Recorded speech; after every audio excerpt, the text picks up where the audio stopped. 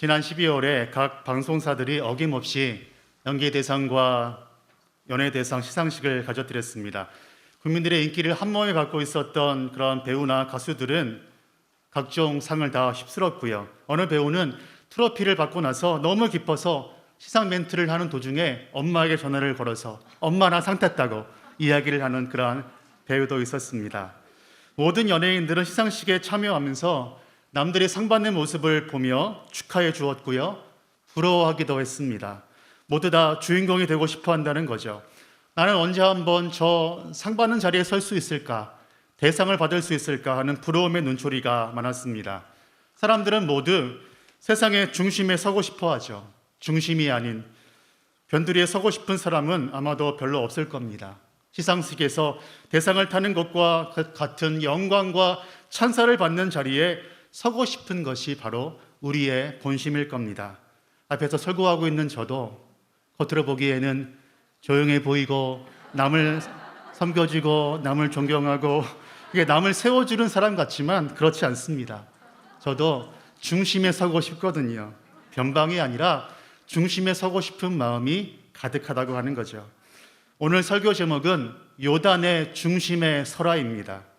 이스라엘 백성들은 출애굽을 해서 홍해를 건너고 또 광야를 지나왔습니다. 드디어 이스라엘은 꿈에 그리던 가나안 땅을 앞두고 요단을 건너갔습니다. 그러면 이스라엘이 건너간 요단강은 어떠한 곳일까요? 요단은 단천지가 변동의 결과로 형성된 전 세계적으로 가장 낮은 지역에 흐르는 강입니다. 요단강은 해수면보다 무려 393m나 낮게 위치해 있습니다. 요단강은 세례 요한이 예수님께 세례를 베푼 장소로 유명하고요. 예수님이 사역하시기 전에 성령으로 충만해졌던 곳이 바로 요단강이었습니다. 그런데 오늘 이스라엘의 백성들이 가나안 땅을 건너기 전에 맞닥뜨린 요단은 그렇게 만만한 강이 아니었습니다. 요단강은 홍해처럼 크게 느껴지는 그러한 강이었죠.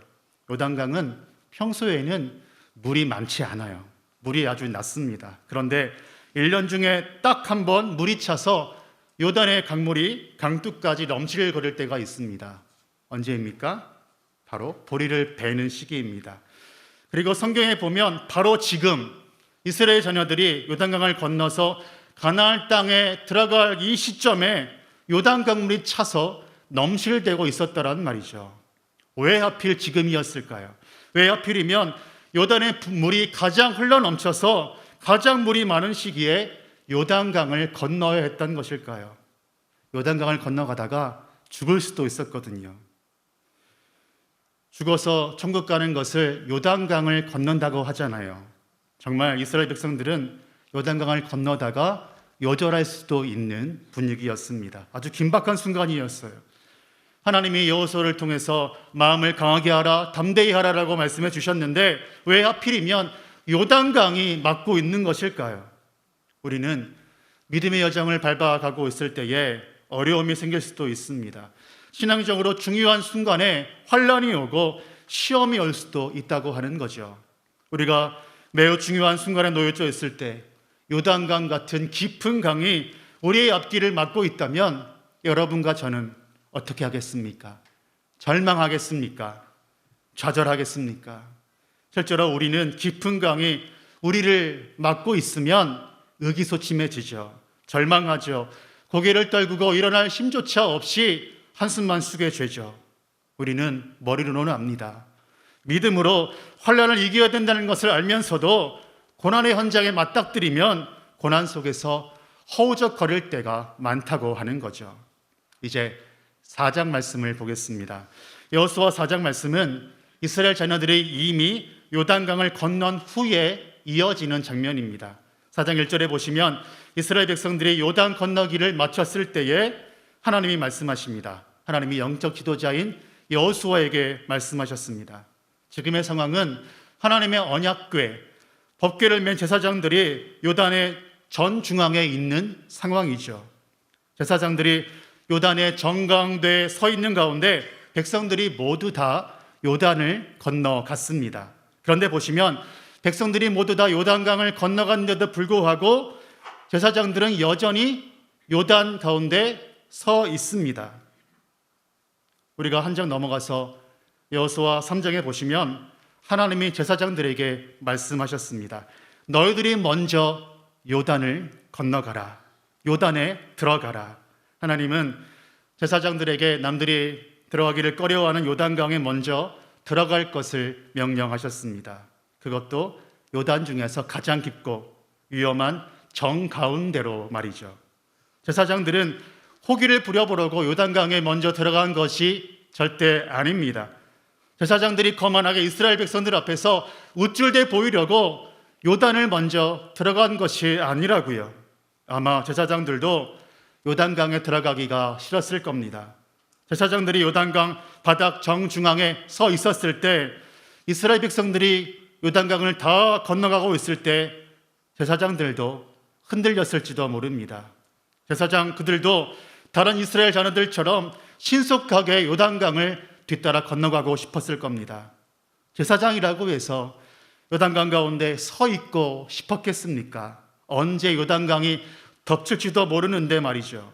제사장들은 요단강에서 죽고 싶은 마음이 추워도 없었습니다. 여호수아서 3장 8절 말씀을 보시면 이렇게 말씀하십니다. 너는 언약궤를 맨 제사장들에게 명령하여 이르기를 너희가 요단 물가에 이르거든 요단에 들어서라 하라 말씀하셨거든요. 이스라엘이 요단강 앞에 섰을 때에 하나님은 제사장들이 요단에 들어갈 것을 명령하셨습니다. 제사장들이 요단강에 들어가기 싫다고 해서 들어갈지 말지 왈가왈부할 것이 아니었다고 하는 거죠. 요단에 들어가는 것이 옳은 일인지 잘못된 일인지 의논할 일도 아니었다고 하는 겁니다. 제사장들은 그저 순종만 하면 되는 거였습니다. 하나님의 말씀을 따를 건가 아니면 내가 하나님의 말씀을 무시하고 내 마음대로 할 것인가, 이것이 바로 중요한 문제라고 하는 거죠. 하나님은 제사장들에게 말씀해 주셨습니다. 요단강에 발을 담그면 요단강이 갈라질 것이니 요단강에 먼저 들어가서 굳게 서 있으라 말씀하셨습니다. 제사장들은 움직이지 않고 주님의 명령에 또 떨어질 때까지 발을 떨어뜨리지 않고 굳게 요단강 바닥에 딱 붙이고 서 있었습니다. 제사장들이 요단 정가운데에서 발을 딱 붙이고 있었던 이유는 이스라엘 자녀들이 모두 다 요단을 건널 때까지 기다려 준 것이죠. 여호수아 4장에 요단 가운데 서라, 요단 가운데 서라라는 말씀이 몇 번 나올까요? 총 5번이 나옵니다. 3절, 5절, 8절, 9절, 10절에 나오지요. 요단 가운데 굳게 선, 요단 가운데 들어가, 요단 가운데서, 요단 가운데 서 있고, 약간씩 다르게 나옵니다. 요단 가운데 서는 것은 피상적으로 볼 때는, 겉으로 볼 때에는 칭찬받는 자리인 것처럼 보입니다. 요단 가운데 서는 것이 좋아 보인다고 하는 거지요. 그러나 그렇지 않습니다. 요단 가운데 서는 자리는, 요단 가운데 서 있는 그 자리는 어려운 자리입니다. 피곤한 자리예요. 엄중한 자리입니다. 결코 쉬운 자리가 아니라고 하는 거죠.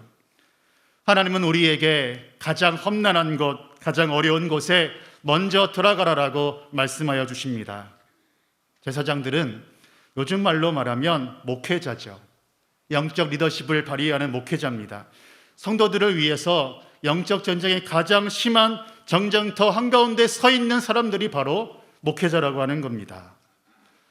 오늘 오전 수요 기도성회에 오신 분들 중에는 지역 목자분들이 많을 거고요, 목자분들이 많을 겁니다. 목자님들은 영적인 제사장으로 서 있어야 합니다. 목자는 목원들이 조금 더 목장 생활을 쉽게 할 수 있도록 하기 위해서 도와주고 영적 성장을 위해 돕는 사람인 줄로 믿습니다. 그래서 요단강 가운데로 들어가야 하는 겁니다. 우리가 가정에서는 어떻게 해야 될까요? 우리는 영적 제사장으로 서 있어야 됩니다. 남편이 아직 믿음이 어리다면, 믿음이 없다면 아내인 내가 영적 제사장으로 서 있어야 되는 겁니다. 자녀들의 믿음이 아직 어리다면 아비인 내가, 어미인 내가 가정에서 영적 제사장으로 서 있어야 되는 것이죠. 그렇다면 왜 내가 남들에게 희생을 해 주어야 되는가? 이런 생각 해보지 않으셨어요? 나도 힘들다, 나도 힘들어. 요단강에 창이란 물이 덮쳐와서 나도 죽을지도 모르는 마당에 어떻게 내가 험난한 곳에 설 수 있겠는가? 나도 약한데 하나님은 도대체 왜 나에게 영적 전쟁터 한가운데 서 있으라고 말씀하시는 건가? 의문이 들 수도 있습니다. 7절 말씀을 우리 함께 보십시다. 그들에게 이르기를 요단물이 여호와의 언약궤 앞에서 끊어졌으니 곧 언약궤가 요단을 건널 때에 요단물이 끊어졌으므로. 아멘. 이스라엘 백성들보다 요단강을 먼저 건너가야 했던 제사장들은 두려움에 질려 버렸을지도 모릅니다. 그러나 7절 말씀을 보니까 제사장들이 요단강을 먼저 건너간 것이 아니었습니다. 표면적으로는, 겉으로는 제사장들이 요단강을 먼저 밟고 가는 것처럼 보였습니다. 그러나 실제로는 하나님의 언약궤가 제사장들보다 먼저 요단강을 건너가 주신 겁니다. 언약궤가 요단강을 건널 때에 요단물이 끊어졌습니다. 내가 요단강을 건널 때 요단강 물이 끊어진 것이 아니라 하나님이 하신 것이죠. 내가 한다고 하지 말고 하나님이 하시라고 하면 하나님이 위대한 일을 해 주실 줄로 믿습니다. 제사장들이 어깨에 메고 있었던 이 언약궤는 하나님의 임재를 상징합니다. 우리는 어떤 일을 하든지 간에 내가 먼저 하려고 달려들지 말고 하나님의 임재를 먼저 경험할 수 있기를 바랍니다. 요즘같이 분초를 다투는 이 시대에 하나님의 임재를 언제 기다리느냐고 이야기하는 분들이 있을지도 모릅니다. 하나님의 임재 타령을 그만하고 일이나 빨리 하라고 재촉하는 시대에 살고 있는 우리는 어떻게 되겠습니까? 세상이 말하는 것처럼 하나님의 임재는 뒤로 하고 일이나 빨리 하는 것이 맞는 것일까요? 세상의 이치에는 맞겠지만 하나님의 이치에는 전혀 맞지 않습니다. 언약궤는 또한 우리를 먹여주시는 만나입니다. 이스라엘 백성들은 요단강을 건너기 전에 매일매일 주님이 주시는 만나를 먹고 살았습니다. 주님을 온전히 바라보면 굶어 죽지 않습니다. 실패하지 않습니다. 이스라엘 백성들이 매일의 만나를 먹었던 것처럼 우리도 주님의 은혜를 매일매일 먹을 수가 있습니다. 또한 언약궤는 우리를 인도해 주시는 지팡이가 되어 주십니다. 여러분, 불안합니까? 우리가 불안한 이유는 미래를 모르기 때문일 겁니다. 2023년 개묘년 토끼의 해, 이 새해 정초에 우리는 미래를 어떻게 보고 있습니까? 혹시 미래가 밝지 않습니까? 우리의 사업장의 미래를 어떻게 보고 있습니까? 우리의 가정은요? 우리의 자녀들의 미래는 어떻게 될 것 같습니까? 자녀들의 미래가 훤히 열릴 것 같습니까? 아니면 자녀들의 미래가 암울합니까? 수많은 세상의 기업가들이 회사의 운명을 점치기 위해서 용하다는 점쟁이들을 두고 점을 칩니다. 아무리 점을 쳐보십시오. 미래가 바뀔 것 같습니까?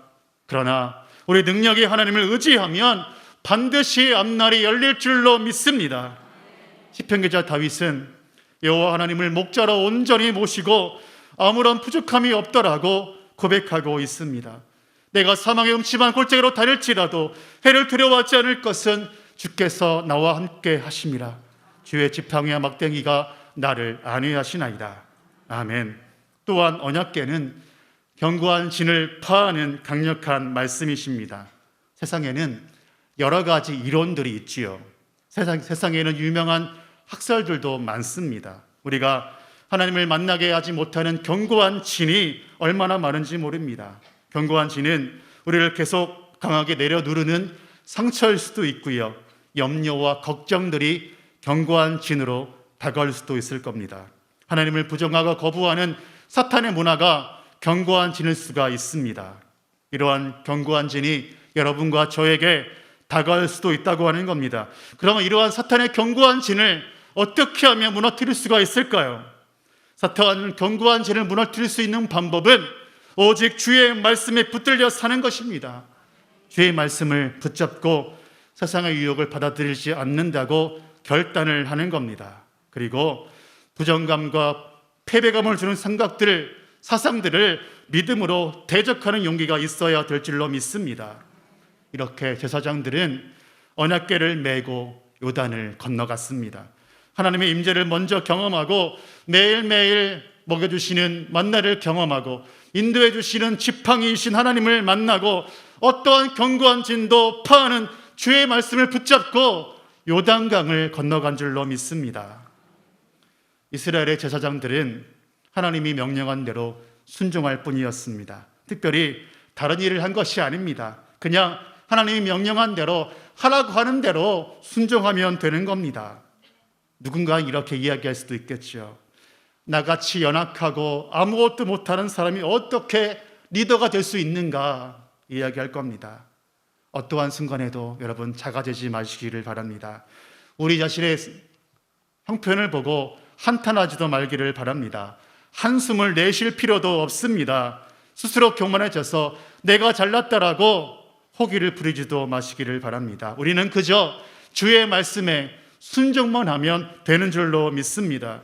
주의 말씀에 순종하는 것이 어려운 일이죠. 그런데 우리가 항상 영적으로 깨어서 주의 말씀에 붙들려 있다면 형통할 줄로 믿습니다. 주의 말씀에 붙잡혀 산다면 하나님과 함께하는 축복을 누릴 수 있을 줄로 믿습니다. 이제 주님의 법궤를 어깨에 메고 나아가십시다. 주의 말씀을 마음판에 새기고 나아갈 수 있기를 바랍니다. 제사장들이 주의 말씀 앞에 섰을 때에 요단강 물이 끊어졌듯이 우리도 하나님의 말씀을 정중히 모시면 절망의 물이 끊어질 것입니다. 우리 하나님의 말씀을 내 마음판에 모시면 두려움과 걱정의 물도 사라질 줄로 믿습니다. 요한복음 1장 14절 말씀에 이렇게 말씀하시지요. 말씀이 육신이 되어 우리 가운데 거하심에 우리가 그 영광을 보니 아버지의 독생자의 영광이요 은혜와 진리가 충만하더라. 주의 말씀이 우리 가운데 온전히 임하면, 온전히 역사하시면, 묵상하고 말씀을 게을리지 않는다면 예수님이 우리와 함께 하시는 그 기적의 현장을 매일매일 경험하게 될 줄로 믿습니다. 하나님은 여호수아에게 말씀해 주셨습니다. 기적을 경험한 그 요단강 가운데서 돌을 가져다가 놓고 후일의 자손들이 그 돌을 보면 이야기해 주라고요. 아빠, 엄마, 저기에 있는 돌이 뭐예요? 저기에 있는 돌은 요단강 가운데에서 갖고 온 돌인데 하나님이 아빠와 엄마를 요단강을 건너게 해주셨거든. 하나님이 요단을 밟고 건너가게 한 것 하나님이 주신 기적이야.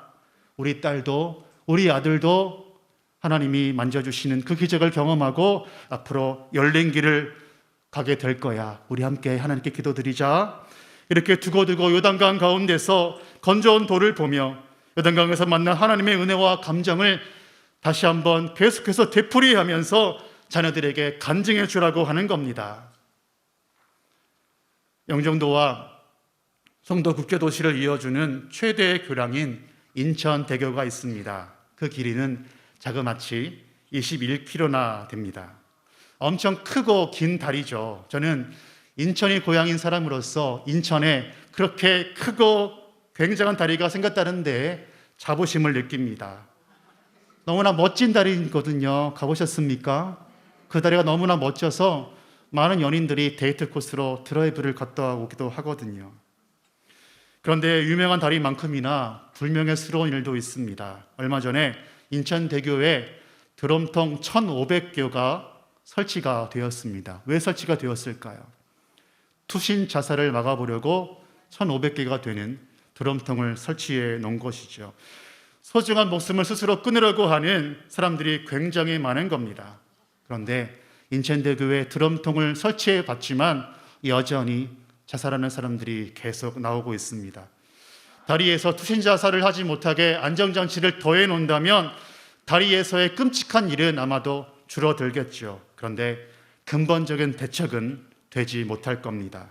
작년에 인천대교에서만 20명이 넘는 사람들이 스스로 목숨을 끊었습니다. 뭐가 그렇게 힘든 것일까요? 삶을 포기할 정도로 그렇게 삶에 환난과 고난이 많은 것일까요? 오늘의 설교 제목은 요단의 중심에 서라입니다. 요단의 정가운데는 두려움의 장소일 수가 있습니다. 현재 우리가 경험하고 있는 난처한 상황, 절망적인 상황이 우리를 괴롭힐지도 모른다고 하는 겁니다. 그러나 하나님의 말씀을 온전히 의지하고 요단강 가운데로 들어갑시다. 그리고 요단강 가운데 들어가서 흔들리지 말고 굳게 서 있을 수 있기를 간절히 바랍니다. 가끔 미국 드라마를 보면 아이들이 장난을 치다가 접시를 깨요. 그리고 실수로 다치면 미국 부모님들은 아이들에게 이렇게 이야기하죠. Are you okay? No problem. Don't worry. And I love you. 그리고 껴안아 줍니다. 괜찮아. 아무 걱정하지 마. 사랑한다 애야. 그리고 미국 부모는 또 한마디 하죠. 너는 이러한 힘든 시간을 통해 네가 우리에게 얼마나 소중한 아이라는 걸 결코 잊어서는 안 된단다. 그리고 뽀뽀해 줍니다. 그런데 우리가 옛날 우리의 부모님들은 어떻습니까?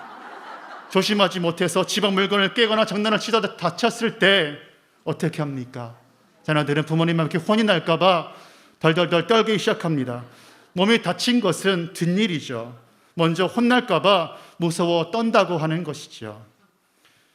제가 초등학교 때 아버지가 돌아가시고 매일 집에 혼자 오면 밤늦게 어머니가 돌아오실 때까지 기다려야 했습니다. 텔레비전을 크게 틀어놓고 엄마 오실 때까지 기다렸어요. 그런데 저희 집이 오래된 13평 중공 아파트였는데 베란다 문이 오래됐는지 유리창문이 잘 열리지 않더라고요. 그런데 하루는 더워서 5층 집에 살고 있었는데 베란다 문을 여는데 너무 힘껏 밀었는지 유리창문이 밖으로 떨어져 나가버렸습니다. 한밤중이었는데 저는 얼마나 무서웠는지 몰라요. 누가 다친 것은 아닐까 무서워서 내려가 보지도 못하겠더라고요. 난 이제 죽었다. 엄마한테 혼난다. 죽었다. 공포에 질려서 떨고 있다가 엄마가 일하고 있는 공장 전화번호가 있어서 엄마에게 전화를 드렸는데 깜짝 놀라시고는 어머니가 집에 오셨습니다. 그런데 어머니가 저를 보는 순간에 던진 한마디가 너 도대체 왜 그런 거야? 왜 그렇게 조심성이 없니? 혼날 줄 알았는데 그렇게 말씀하지 않으시더라고요. Are you okay? No problem. 성필아, 다친 데는 없니? 따뜻하게 말씀해 주시더라고요. 저는 맞을까봐, 혼날까봐 공포에 떨고 있었는데 어머니의 그 따뜻한 그 말씀 한마디에 얼어붙은 마음이 물처럼 녹아내렸습니다. 우리 하나님은 사고치고 문제 속에 갇혀있는 우리들을 볼 때 뭐라고 말씀하실까요? 야, 너는 왜 맨날 사고만 치고 있니? 네 일은 네가 알아서 하지 못해? 왜 나한테까지 그 자세한 아주 조그만 일까지 갖고 오는 거야? 이렇게 말씀하지 않으신다고요. 아들아, 딸아, 괜찮다. 걱정하지 마라. 염려하지 마라. 내가 준 말씀만을 기억해라. 그리고 힘들어서 문제 앞에서 도망치지 말아라. 문제 앞에 맞닥뜨리고 문제 앞에 그 정중앙에 서 있어라. 그리고 기도의 무릎을 꿇어라. 저는 이 새해 첫 수요 성회에서 여러분에게 도전합니다. 문제 앞에 염려하며 떨고 있는 분들이 있습니까? 그렇다면 요단의 중심에 들어가십시다. 아무리 무섭고 힘들지라도 영적 전등터 한가운데 들어가십시오. 그러하면 반드시 승리할 줄로 믿습니다. 하나님이 도와주실 줄로 믿습니다. 문제 속에 들어가 문제의 중심에서 하나님을 만날 수 있기를 바랍니다. 아무리 무섭고 두려워도 떨지 마십시다. 주의 말씀만을 붙들고 기도로 중심에, 요단의 중심에 서 있던 제사장들처럼 우리도 요단의 중심에 서 있으면 기적을 경험할 줄로 믿습니다. 바로 오늘 기적을 경험하는 복된 날 되시기를 간절히 축원합니다. 사랑이 많으신 아버지 하나님, 우리를 가로막고 있는 수많은 장애물들이 있습니다. 장애물들이 있다 할지라도 그 장애물들 중심에 서게 하여 주시옵소서.